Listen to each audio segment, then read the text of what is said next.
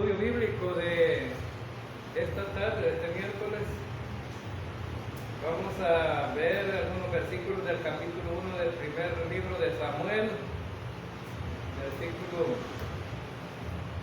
vamos a ver del 17 en adelante, versículo 17.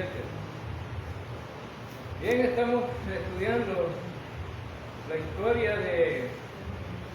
Bueno, este libro presenta a tres hombres importantes, ¿no?, que vamos a estudiar la vida de ellos, que es Samuel, también Saúl y David. Tres hombres sobresalientes aquí. Y hay otros que aparecen ahí, ¿verdad?, pero aparecen solamente para describirnos, pues, qué es lo que realmente está pasando el pueblo de Israel, o cómo está la vida del pueblo de Israel. Y pues hemos estado estudiando el miércoles pasado, empezamos a estudiar la historia de Ana, una mujer que del sufrimiento la lleva a la oración, ¿verdad? Y quisiéramos ponerle tema, ese sería quizás, del sufrimiento a la oración.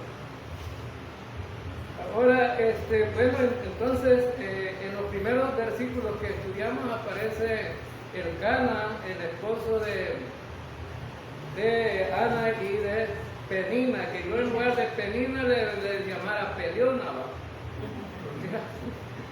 porque es una mujer peliona, una mujer que le hace la vida imposible a la otra.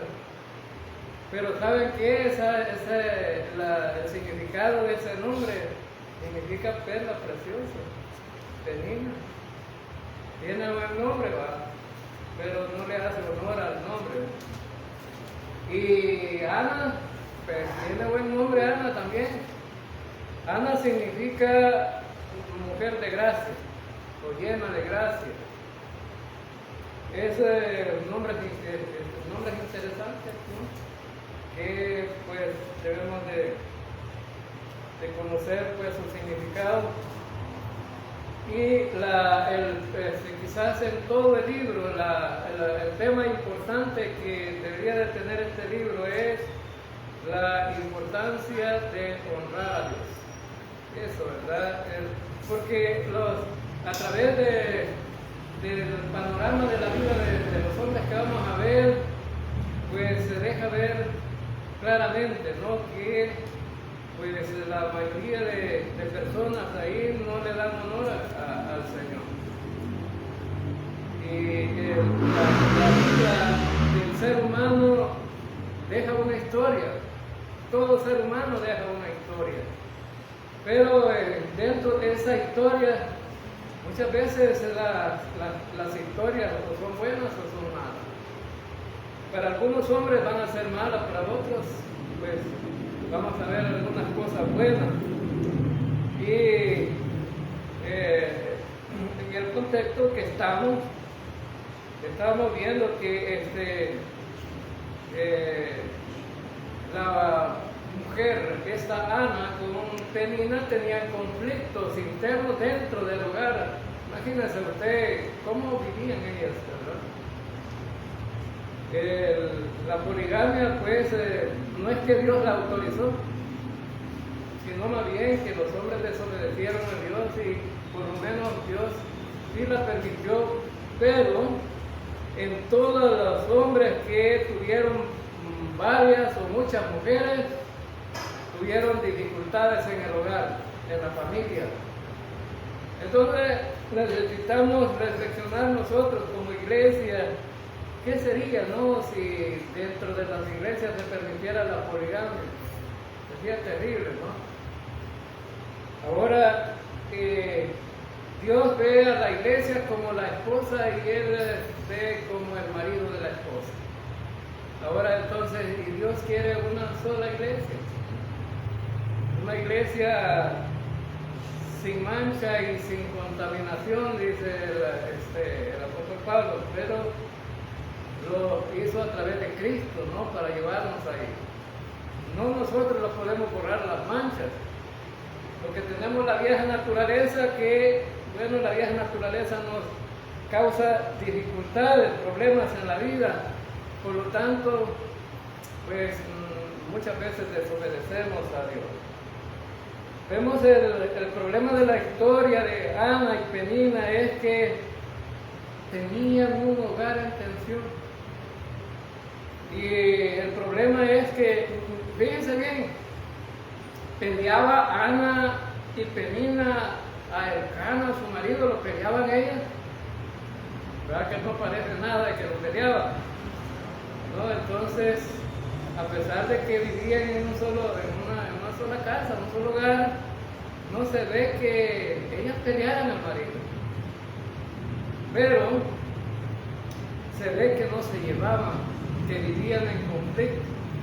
Y el problema era, pues, y ya lo vimos en el estudio pasado, es que Ana no podía tener hijos, no podía tener familia. Era pues una mujer estéril. Y pues Penina no, ¿verdad? Penina tenía sus hijos y iban juntos a la adoración, y resulta que Penina empezaba a burlarse de Ana en la adoración. Imagínense usted que alguien viniera aquí a la iglesia y en medio del culto una hermana le estuviera haciendo burla y provocando a la otra hermana aquí dentro de la iglesia. ¿Cree que sería pues terrible que dos hermanas estuvieran haciendo burla dentro de la iglesia? Y Penina iban a la adoración, llevaban la comida que iban a compartir, el corderito que iban a sacrificar y todo, y de repente vemos que Penina empezaba, dice que a hacerle burla. Bueno, en el versículo 6 y 7 que estudiamos, dice que Penina, su rival, la irritaba enojándola y entristeciéndola, porque Jehová no le había concedido tener hijos. Irritándola, enojándola. Entonces vemos aquí que a lo mejor cuando hacían fila, ¿verdad?, hacia el altar de adoración, o cuando hacían fila para pasar por el sacerdote para que presentara la ofrenda, Penina, ¿verdad?, iba con la fila de cipotes ahí, y Ana solita, y le decía, ¿verdad?, burla. Yo tengo aquí un montón de cipotes, vos no tenés nada, sos una mujer seca, no podés parir nada. Imagínense, y en ese tiempo ser estéril era un problema, era rechazada por la gente.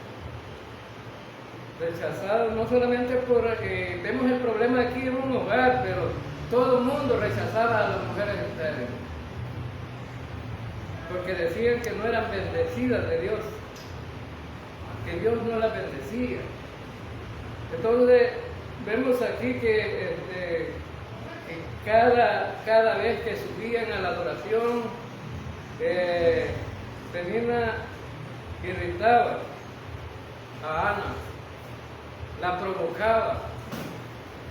Y una mujer, ¿verdad? Bueno, la mujer aquí no vemos que buscaba pleito tampoco. Ana no buscaba pleito, mejor se aguantaba. Ahora, quizás una de las cosas importantes de la vida de la iglesia sería dar este ejemplo de esta mujer. La mujer la provocaba, la irritaba, la enojaba, pero ella se quedaba nada más, miren, tragando algo grueso, pero no decía nada. Y otra cosa que vemos aquí, que Elcana no se metía en el pleito de las mujeres, no decía nada. Le decía a Ana, no hombre, no te preocupes si no tenés hijos, pero yo pues yo te amo, yo te quiero, y eso es lo más importante para mí, que no tengas hijos, pues aquí tengo esta para que tengas bastante. Pero era un problema para Ana, ¿no?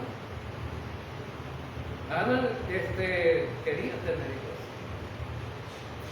Y hoy día pues hay mucha gente que no puede tener hijos, si quisieran tenerlos. Pero este ejemplo de Ana pues puede servir para que la gente tenga la paciencia y sepa esperar.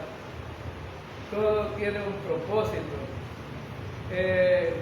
Y vemos aquí pues entonces el sufrimiento de Ana, porque era estéril. Tenía un rival que era Penina, y vemos que no podía adorar en paz. Cuando iban a adorar, pues no podía sentir gozo dentro de la adoración, porque aquella la enojaba. ¿Qué gozo se va a sentir cuando alguien está enojado? Entonces vamos a ver los propósitos de Dios. Los propósitos de Dios. Aún no nos podemos preguntar, no sé si ustedes revisaron bien o pusieron atención a los versículos que estudiamos el miércoles pasado, sobre todo el versículo 5. En el versículo 5 encontramos que quién era que no permitía que Ana tuviera hijos. Era Dios. Dios era que la tenía.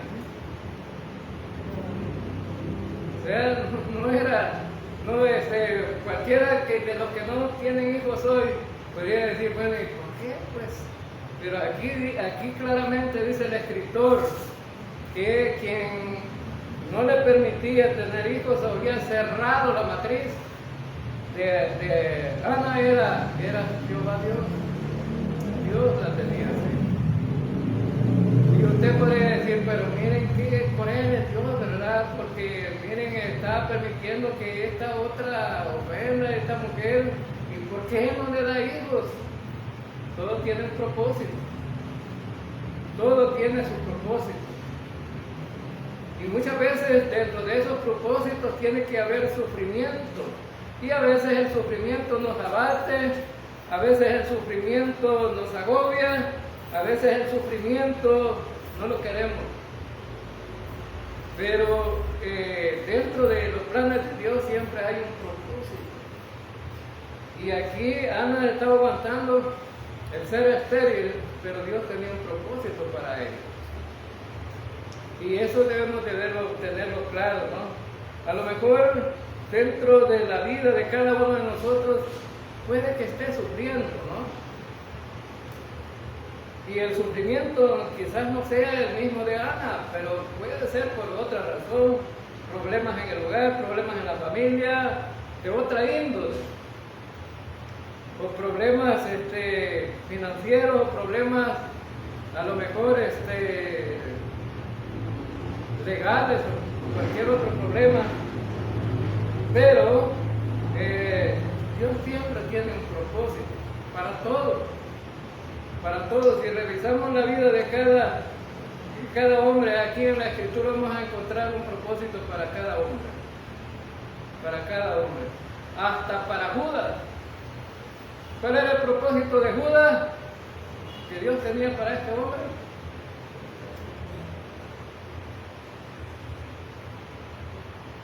Que acusara a Jesús, lo vendiera por 30 monedas de plata y lo entregara. Aunque Judas tenía su propia responsabilidad también como ser humano, ¿no? Pero Dios lo permitió. Y proféticamente ya estaba establecido también. Ahora, entonces vemos que el propósito de Dios, bueno, la pregunta es, ¿por qué Ana no podía tener hijos? Bueno, porque Dios había cerrado la matriz. Bueno, entonces no era casualidad, ¿por qué ella no podía tener hijos? Que Dios no se lo había permitido hasta ella. Y bien, entonces, la otra pregunta que podemos decir es, ¿por qué pues?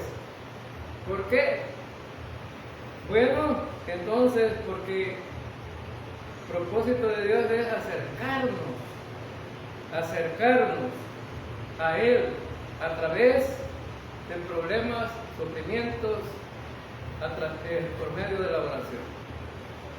Siempre que estamos en conflicto, en dificultades, siempre que estamos en situaciones difíciles, nos acercamos a Dios. Y esa debería de ser una de Ese es uno de los propósitos aquí de Dios, acércate. La mayoría de creyentes hoy día pues quieren que los demás oren por ellos, pero ellos no vienen a orar.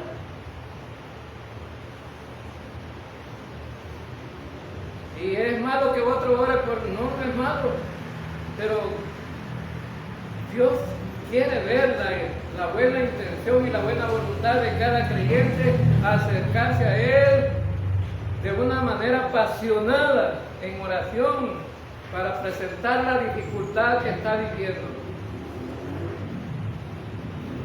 Porque el interesado del sufrimiento debería ser uno mismo el que lo está padeciendo, no otros. Aunque otros vemos las situaciones y muchas veces nos condolemos, ¿verdad? Y decimos, bueno, qué sufrimiento de este hermano, esta hermana que está pasando esta situación. Hay que orar por ella, o hay que orar por él. Pero el mayor interesado debería ser el que está pasando la situación.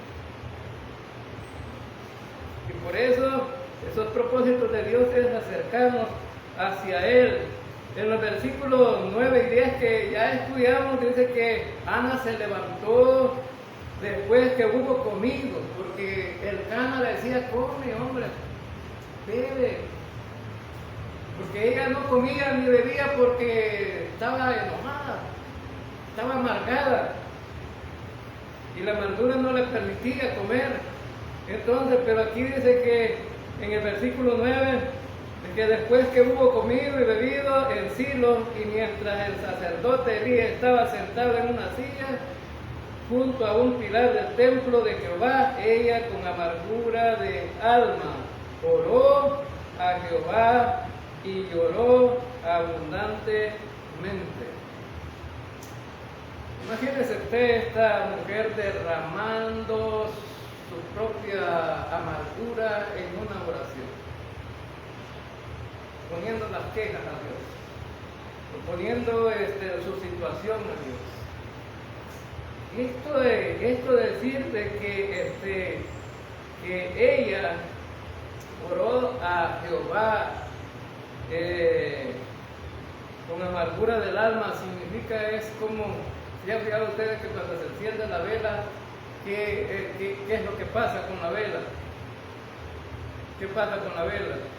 Cuando se enciende una vela, se derrite, la cera se derrite y se desparrama. Entonces, eso es el significado que tiene ahí. Que en esta oración esa mujer estaba derramando toda su amargura del alma, su corazón y todo, y sus pensamientos estaban enfocados en Dios, que estaban sacando todo de su vida para quedar vacía y limpia de eso que la estaba molestando. O sea, la ilustración esa es, ¿no? Que alguien saca de sí para afuera todo lo que le está molestando para quedar libre y quedar feliz, quedar contento. Esto nos da una buena ilustración, porque muchas veces nosotros también estamos en situaciones que nos acongojan, ¿no? Y la Escritura nos da ejemplos qué hacer para poder despejar nuestras situaciones. Entonces, Ana en su profunda amargura recurre al único, fíjense bien, al único que le podía ayudar. Si, por ejemplo, una mujer no puede tener hijos aquí en este tiempo, ¿qué hace la mujer? ¿Qué hace? Va a donde el especialista y le dice, mira, fíjate que tenés problemas aquí, vamos a tener que hacer estos exámenes, estos otros, y de repente termina diciendo, fíjate que no se puede hacer más ya, vos ya no vas a quedar embarazada. Pero a Ana no ocurrió, no fue donde nadie más. En el momento de la necesidad que hizo ella, se fue hacia el Señor, el que le podía ayudar. el que le podía hacer el milagro. Muchas veces nosotros somos así, ¿no? Descuidados en ese sentido. Primero usamos los recursos que tenemos y por último buscamos a Dios. Esta mujer no. Esta mujer buscó a Dios en el momento preciso. El único que podía quitarle de ser estéril era Dios. Y por eso ella se acercó a Él. Se acercó en oración hacia Él. Entonces, otro de los propósitos de Dios era hacer un milagro. Fíjense bien. Un milagro. Casi todos quisiéramos milagros, ¿no? Todos. Muchas veces las situaciones que estamos viviendo de enfermedades, quisiéramos milagros. Y oramos siempre, ¿no? Por milagros. Y no solo por nosotros, por los demás también. Pero el propósito de Dios era aquí hacer un milagro para sacar de una mujer, fíjense bien, de una mujer que no podía tener hijos, una mujer que le llamaban seca, una mujer que era estéril, una mujer que no producía nada y que por eso se burlaban de ella. Y ahí iba a sacar un profeta de Dios. Miren. Algunos dicen, los caminos de Dios son torcidos. No son torcidos para nada. Y allí, de esa mujer que todo el mundo hablaba, ahora va a sacar un profeta de ahí. Y ese es el milagro, ¿no? Ese profeta, ¿para qué va a servir el profeta? Para restaurar a esa nación Israel. Vamos, ese pueblo estéril que no producía nada, pues. Para nada. Es una nación que no producía nada. Y estudiamos los jueces, ¿no? Y estudiamos que este pueblo solo en idolatría pasaba, en pachangas y en el mundo, ¿no? Así pasaba el pueblo de Israel y ofendían a Dios y lo dejaban por un lado. Y cuando ellos lo buscaban, Dios les ayudaba. Entonces, pero Dios va a restaurar a Israel a través de ese hijo de Ana.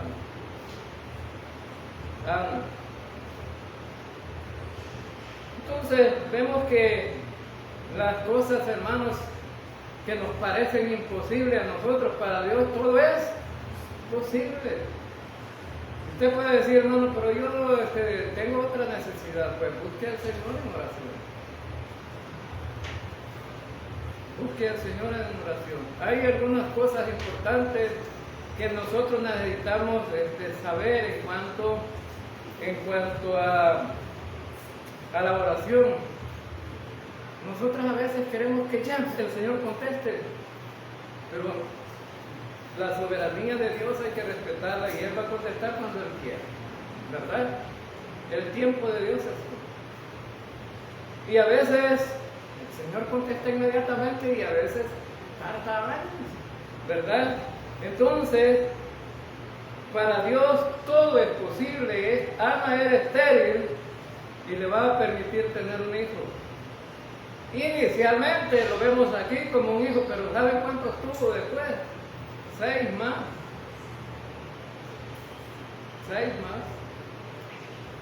Ana buscó quién le podía resolver. Es importante eso. Y Dios iba a hacer el milagro preciso en el momento preciso. Es decir, ni menos tiempo ni más tiempo. ¿Sabe qué dice Hebreos 4, versículo 16?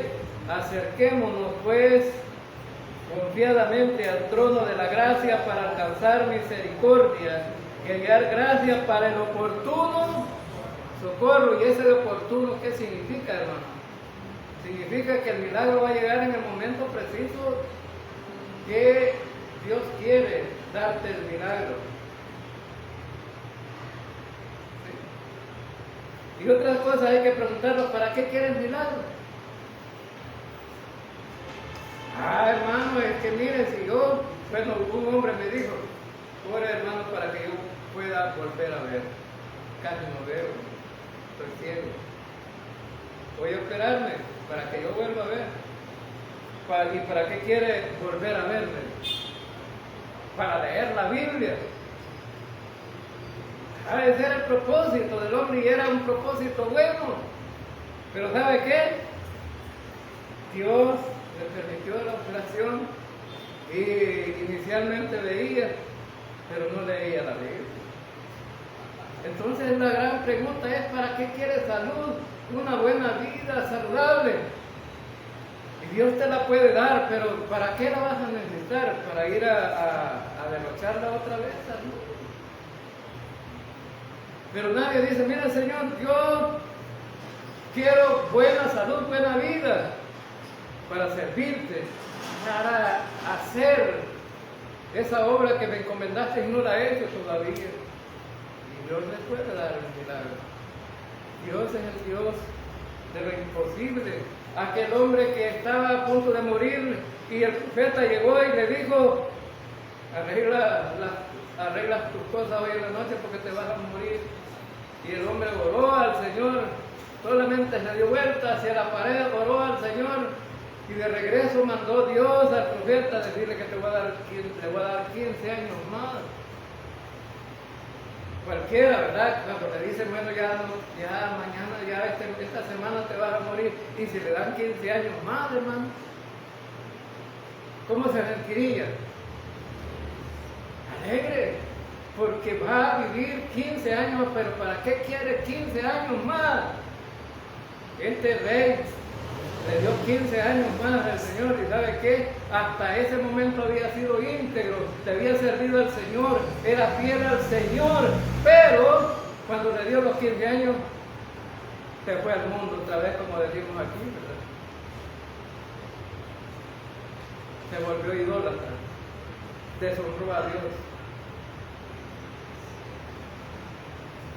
Entonces, esa es la gran pregunta, ¿no? ¿Para qué queremos nosotros orar al Señor y que nos haga el milagro? Y Ana oró al Señor, quería un hijo, y Ana dijo, Señor, si me das ese hijo va a ser para que te sirva a ti. Y entonces debemos de pensar nosotros, ¿para qué queremos los hijos nosotros? A veces pensamos en grandes cosas para ellos, ¿no? Pero dentro de esos planes está que le sirvan al Señor. Y eso debería ser uno de los ideales de los padres, ¿no? Entonces, Dios iba a hacer que Samuel naciera, el hijo de Ana, en el momento preciso. Igual como cuando nació Jesucristo, ¿verdad? Jesucristo nació en el momento preciso que se necesitaba que naciera. En Gálatas hemos aprendido en el capítulo 4, versículo 4, pero cuando vino el cumplimiento del tiempo, Dios envió a su Hijo nacido de mujer y nacido bajo la ley, para que redimiese a los que estaban bajo la ley, a fin de que recibiésemos la adopción de hijos. Entonces, debemos de esperar el tiempo preciso, ¿no? El tiempo de Dios. Ahora, entonces, vemos ahí que Ana derramó su corazón en la oración y vemos ahí que la estaba observando también el sumo sacerdote Elí estaba ahí. ¿Y qué le dijo a Ana? Está borracha. Está borracha. ¿Y por qué le diría estar borracha? ¿Acaso Dios que se echó el trago? Estaba haciendo un juicio ahí, pero ¿cuál era la razón por qué estaba juzgando a este hombre? Porque Ana estaba orando en silencio. Pero ¿cuál es la razón por qué este hombre estaba juzgando mal? Porque allí al lugar de adoración llegaban las mujeres borrachas. Era una realidad espiritual. Allí, hermano, estaba caído de la vida espiritual de la gente en ese tiempo. ¿Y cómo sabe usted, hermano, que la gente llegaba? Lo vamos a ver más adelante con los hijos de Eli. Llegaban al templo a emborracharse y a comer con las mujeres y a hacer todo ahí. Ahí lo vamos a ver. Entonces, la vida espiritual de Israel estaba caído. Y aún los sacerdotes no estaban caídos. Entonces vemos aquí que la importancia que tiene de que de aquí aprendamos que la vida espiritual de la iglesia debe de ser algo importante, ¿verdad? Algo importante. Y si la vida espiritual de los creyentes anda caída, toda la iglesia es afectada. Es afectada. Entonces vemos el versículo 17. Elí respondió y dijo: ve en paz, y el Dios de Israel te otorgue la petición que le has hecho. Y ella dijo: haya tu sierva gracia delante de tus ojos. Y se fue la mujer por su camino, y comió, y no estuvo más triste. Aquí vamos a aprender algunas cosas bien importantes para nosotros, como aplicación para la vida de la iglesia. Ahora, entonces, vemos que Elí rectificó, ¿verdad?, la crítica que le había hecho a la mujer, y se dio cuenta que esta mujer lo que estaba haciendo es una adoración tremenda. Una adoración tremenda. Y entonces él le dice: vete en paz y Dios de Israel otorgue tu petición. Vete en paz. ¿Por qué le dijo vete en paz, hermano? Porque no tenía paz.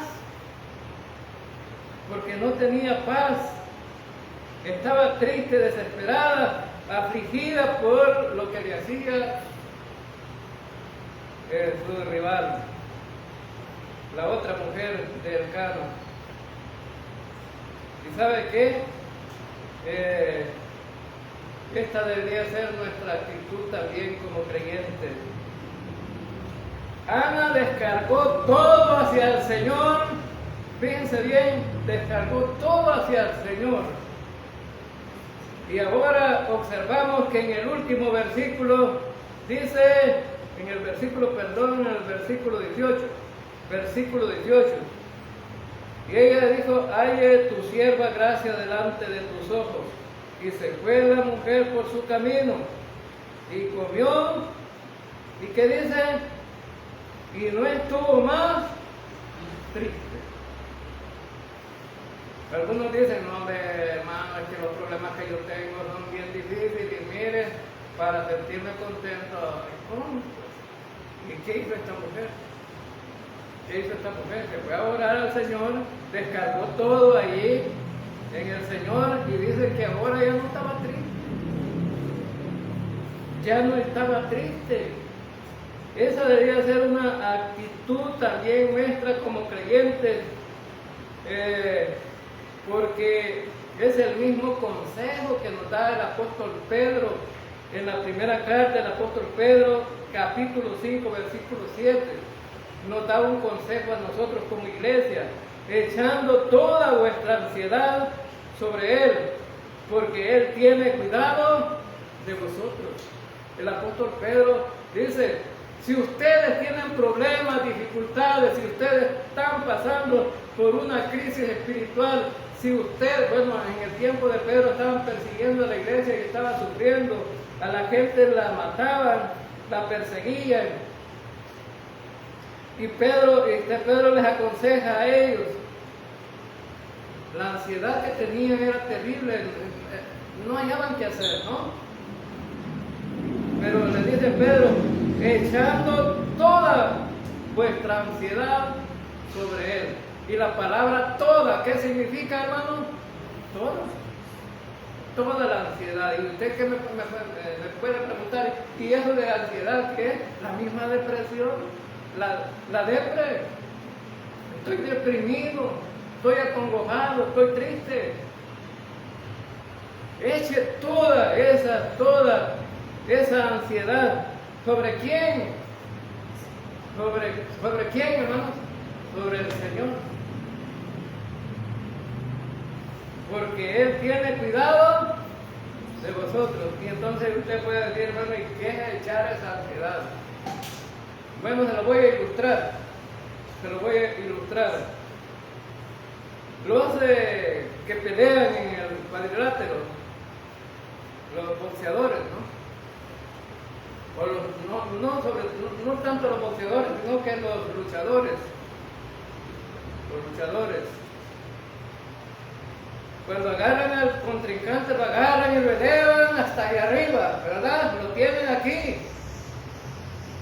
Y luego, ¿qué hacen? Lo tiran, ¡pum! Cae. Pues esa es la ilustración que Pedro está diciendo aquí. Echen toda la ansiedad sobre él. Entonces, ese luchador que va para el ring, que va a caer ahí, es toda la ansiedad. Y el ring, o sea, la cosa donde pelean, ese es el Señor. Y usted queda liberado porque ya no tiene cargas, él agarra y lo tira y resulta que cae ahí.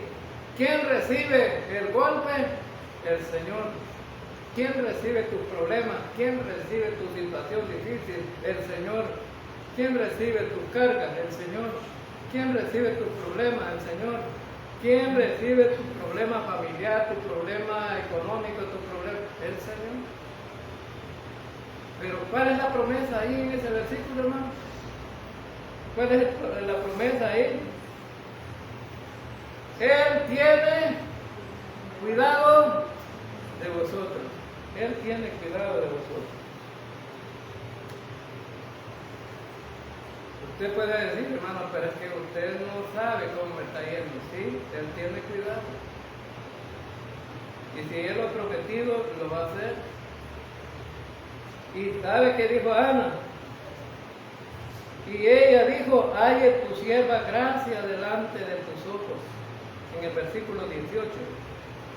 Halle gracia delante de tus ojos. Y fue la mujer por el camino, dice, comió y ya no tuvo trigo. Entonces, eso es lo mismo que nos está diciendo Pedro. Echen nuestra ansiedad sobre él. Ana recibirá el milagro de un hijo por la gracia de Dios.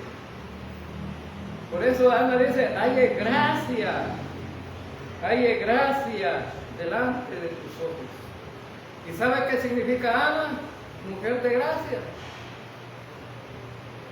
Entonces, Ana conocía la gracia.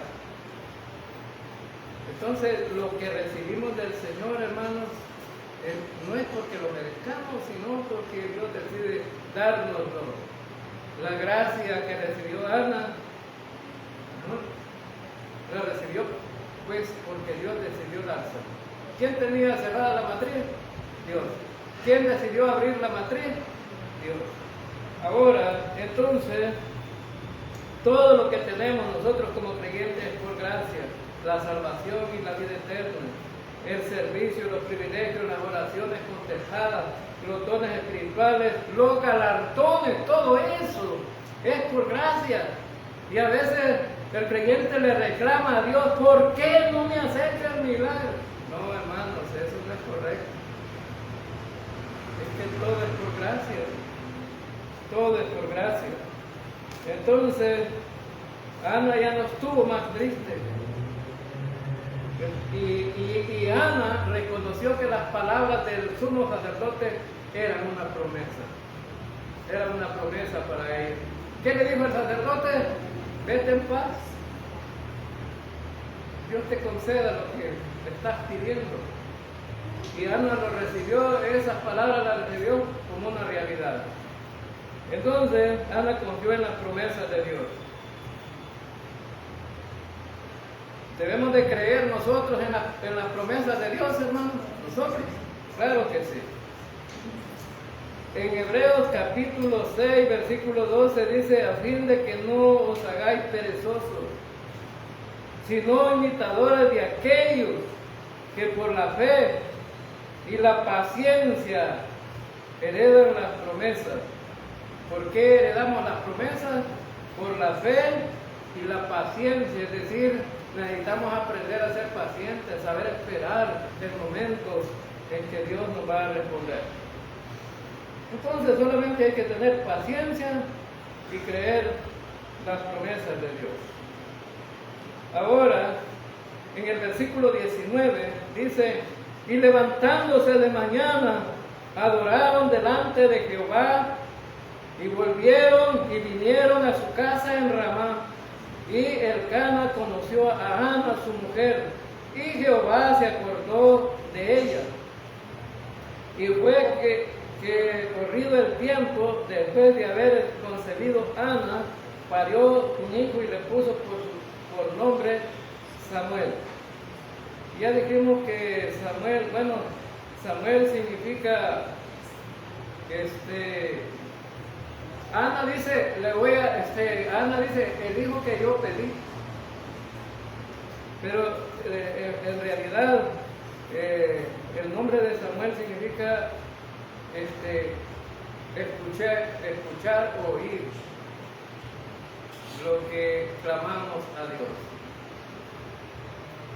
Entonces,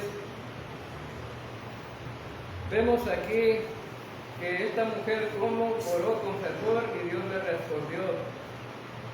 Dios le respondió.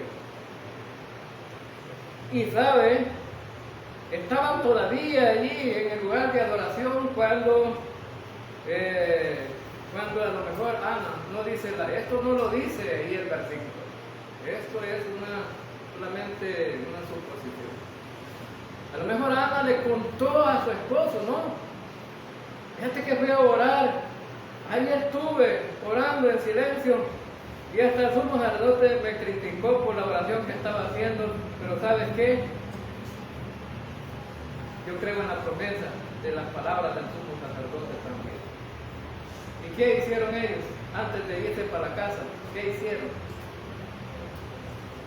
En el versículo 19 dice, y se volvieron y vinieron a su casa en Ramá. Pero antes, ¿qué hicieron? Fueron a adorar.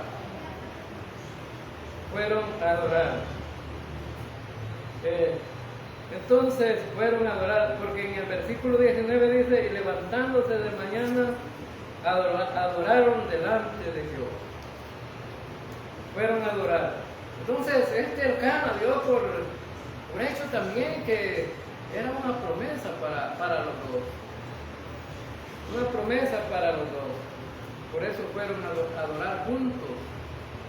Pero ya no estaba Penina, ya no estaba la Peliona, ¿no?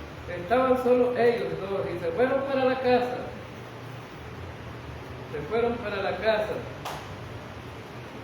Entonces, Dios contesta la oración de Ana. Dios contesta la oración. Versículo 19 dice que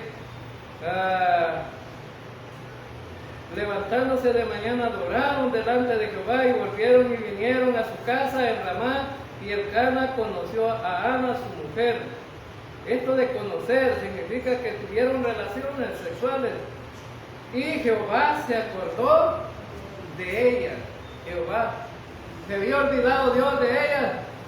No, la palabra acordó aquí. ¿Quién tenía cerrada la matriz de Ana? Dios. ¿Quién la abrió entonces? Dios. Entonces, y por eso vemos ahí el milagro realizado.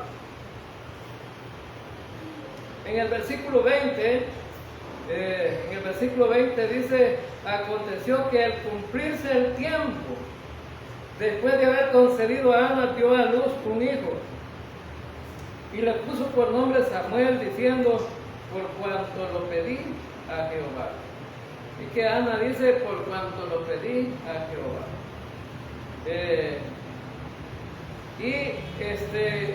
Pero en el hebreo, el verdadero significado significa escuchado o oído por Dios.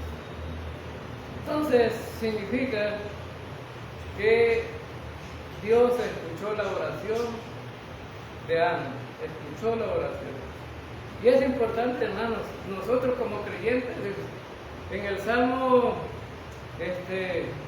En el Salmo 34, versículo 15 dice, es un versículo que a mí siempre me ha gustado, me ha impactado en la vida y siempre lo estoy recordando constantemente. Salmo 34, versículo 15, los ojos de Jehová están sobre los justos y atentos sus oídos al clamor de ellos.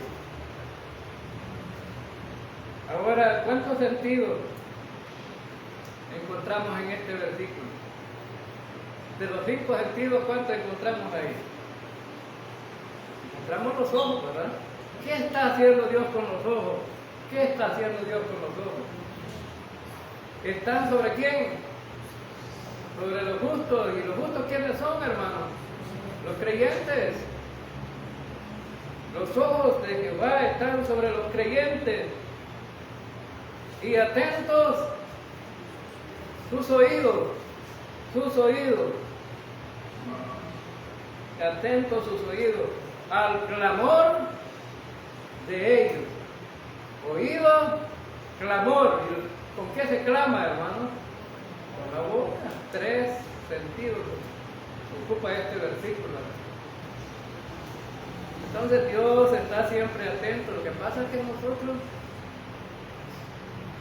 no nos interesamos mucho en tener una relación personal con el Señor. Y Él dice, yo estoy atento, solo estoy esperando que me hables, pero no me hablas, no me dices nada. Yo estoy atento ahí viéndote, te estoy observando y estoy viendo tu necesidad, estoy viendo que necesitas, pero no me hablas, no me clamas. Yo estoy atento para oírte. Entonces, hermanos, Dios les quiere dar el privilegio de los hijos. Dios les quiere dar el privilegio de los hijos. Si no fuera por Dios, no habrían hijos.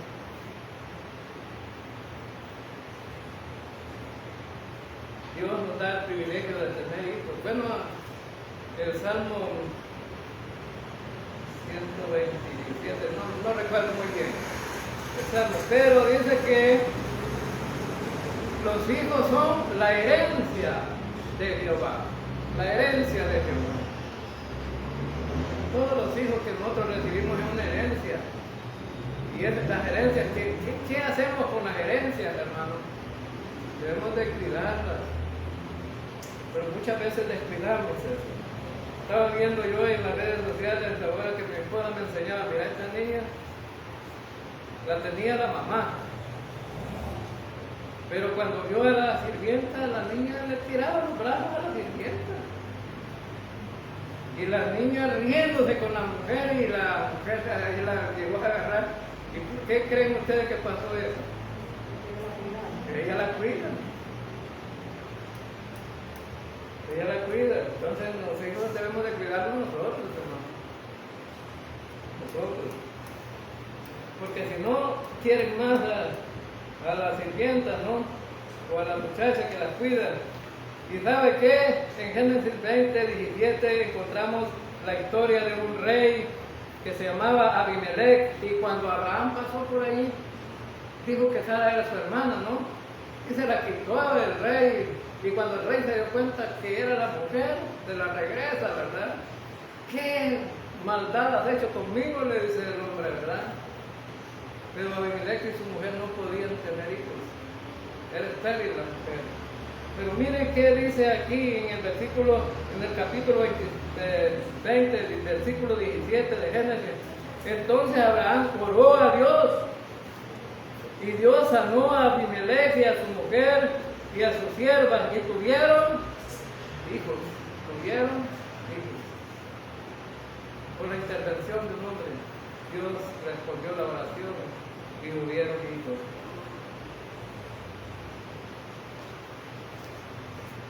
En Génesis 30, versículo 1 y 2 dice que viendo Raquel que no daba hijos a Jacob, tuvo envidia de su hermana y decía a Jacob, dame hijo, o si no, me muero. Le dijo la mujer enojada que el hombre le diera hijos. Si no me muero, a ver, ¿verdad? Qué drama le estaba haciendo ahí. Aquí solo leemos nosotros, pero a la hora del drama ahí. Y dice, y Jacob se enojó contra Raquel y le dijo, ¿soy yo acaso Dios que te impidió el fruto de tu vientre?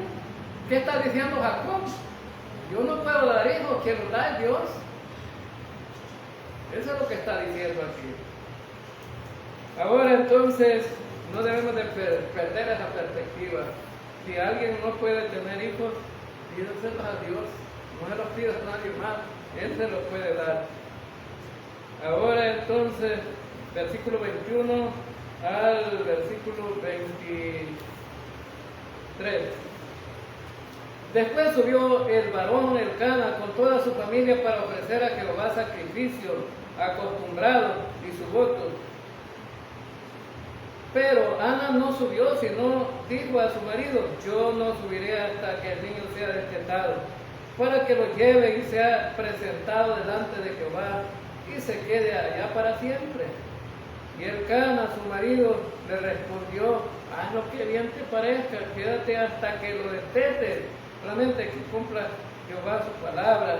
Y se quedó la mujer y crió a su hijo hasta que lo destetó. Entonces, como era costumbre de Elcana no subir con su familia, adorar y presentar ofrendas, Dios iba, pero hoy Ana no subió. No, le dijo, voy a disfrutar mi niño hoy que está mamando, hoy que está pequeñito, lo voy a disfrutar. A los 2 años, 3 años destetaban a los niños, los hebreos. Entonces eso era lo que iba a disfrutar esta mujer. Después lo iba a ir a entregar, había hecho un voto. Y el voto era que había que cumplirlo, no era como firmar una cuestión legal. Y entonces Ana decidió quedarse hasta que este niño cumpliera el tiempo de irlo a dejar y se lo iba a dejar a Elí, el sumo sacerdote. Versículo 24. Después que lo hubo destetado, lo llevó consigo con 3 becerros, una efa de harina, una vasija de vino, y lo trajo a la casa de Jehová en Silo, y el niño era pequeño. Y matando el becerro trajeron el niño a Elí, y ella dijo, oh Señor mío, vive tu alma, Señor mío, yo soy aquella mujer que estuvo aquí junto a ti orando a Jehová. Por este niño oraba, y Jehová me dio lo que le pedí. Yo pues lo dedico también a Jehová, todos los días que viva será de Jehová. Entonces, Ana dice que todos los días de la vida de este varón iba a servir a Jehová. Y adoró allí a Jehová. Entonces, lo dedicó a Jehová el niño y le hizo un sacrificio, que solamente esos sacrificios se los hacían a las personas adultas, ¿no? Pero él era un sacrificio especial que estaban haciendo para entregar al niño. Entonces Ana estaba cumpliendo el voto que había hecho. Y una de las preguntas importantes que debemos de hacer entonces, ¿debemos de cumplir los votos nosotros, hermanos? ¿O hacemos votos nosotros o no hacemos votos? Se debe cumplir bueno, en el Antiguo Testamento sí hacían votos, ¿verdad? Se hacían votos. Aquí en esta iglesia hacían votos también. Lo que pasa es que ya dejaron de hacerse, ¿no? Toda vez que cumplía años, las hermanas venían a dejar una ofrenda ahí, contaban los años. Voy a dar mis votos. Lo habían ofrecido. Ahora, hermanos, que no lo hagan el voto, vengan a echar aquí, ¿verdad? Siempre, cuando cumplan. Entonces, porque siempre le contábamos los años y después le cantábamos, ¿verdad? Feliz cumpleaños. Pero solamente Pablo aparece en Hechos de los Apóstoles que hizo un voto de quitarse el pelo, porque había hecho un voto a Jehová. Y allí no aparece otra cosa. En Eclesiastés dice 5:4, cuando a Dios le haces promesa, no tardes en cumplirla, porque Él no se complace en los insensatos, cumple lo que promete. Pero promesas sí hacemos, ¿verdad? Pero hacemos promesas, y dice el Señor, si prometes, cúmplele, porque las promesas deben de cumplirse. A veces el Señor, si me deja este milagro, ¿verdad? Si me quitas esta enfermedad, o si me das cualquier cosa que tenemos necesidad, yo prometo que te voy a servir. Y yo he oído muchas que han dicho esa promesa y no la han cumplido. No la han cumplido. Yo tengo nombres de personas, de miembros de esa iglesia que han hecho promesas y no la cumplieron. Pero no voy a decir, ¿no? Solo el Señor sabe qué va a hacer con ellos, porque no cumplieron. Ahora, y dice que adoró allí a Jehová. La adoración es una característica, hermanos, para los israelitas, una característica familiar. Ellos recogían la familia, iban a adorar. Entonces, nosotros como familias adoramos al Señor allá en nuestras casas también. No solo venimos aquí. En nuestras casas debería de ser también. Debería de ser. Entonces, en Hebreos capítulo 13, versículo 15, dice: así que ofrezcamos siempre a Dios por medio de Él sacrificio de alabanza, es decir, fruto de labios que confiesan su nombre. Esos son los sacrificios que nosotros hacemos al Señor. No hacemos sacrificios de animales. Los israelitas hacían sacrificios de animales, de toros gordos, becerros, corderitos, palominos, hogarina. Hacían sacrificios. Nuestros sacrificios son diferentes ahora. Dice en Romanos 12 que es nuestro cuerpo, o sea, que hay que presentarnos en sacrificios vivos y santos nosotros.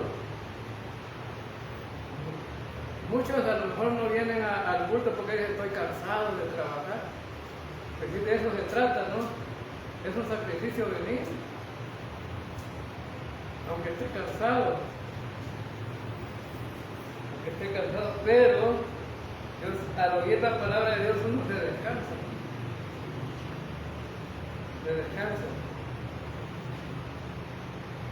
Sacrificio de alabanza, es decir, nos gusta cantar en la casa, hermanos, nos gusta cantar las alabanzas, oímos reggaetón, la gasolina, como nos dicen unos cantantes del mundo, la gasolina. Sacrificio de alabanza. Hay algunos que el hermano Pedro solo cantando andaba, pero me gustaba el hermano Pedro, solo cantando. Iba uno allá a la casa de él y no lo hallaba en la casa, sino que en el celular, y cuando venía cantando, entraba a la casa cantando, alabándole. Eso es importante, y hay muchos más, ¿verdad?, que podemos hacer para el Señor. Terminamos aquí, vamos a continuar el próximo miércoles a partir del versículo 29 en adelante. Yo creo que terminamos este capítulo y continuamos con el capítulo 2. Bien, vamos a orar. Señor Dios, te damos gracias por tu palabra. Pedimos una bendición especial para la iglesia.